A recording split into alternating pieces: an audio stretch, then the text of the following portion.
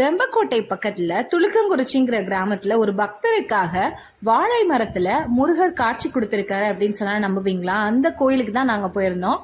அந்த கோயிலோட பேரு வாழை மர பாலசுப்ரமணிய சுவாமி கோயில். கோயிலோட ஆம்பியன்ஸே ரொம்ப நல்லா இருந்துச்சுன்னு சொல்லணும்.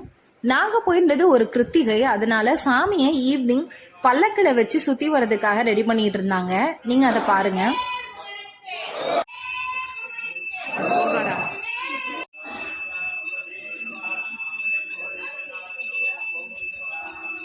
பல ஆண்டுகளுக்கு முன்னாடியே சுயம்புவா தோன்றின முருகரோட கற்சிலை மூலவருக்கு அருகில கருவறையில இன்னும் பார்க்க கோயிலோட வெளிப்பிரகாரத்துல ஒரு மண்டபம் இருக்குங்க.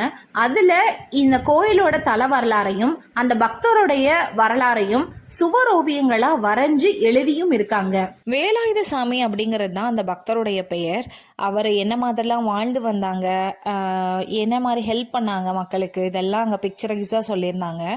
அதே மாதிரி குழந்தை பாக்கியம், திருமண தடை, இந்த 2 வேண்டுதலுக்காக மேக்சிமம் பக்தர்கள் வராங்கன்னு சொல்றாங்க.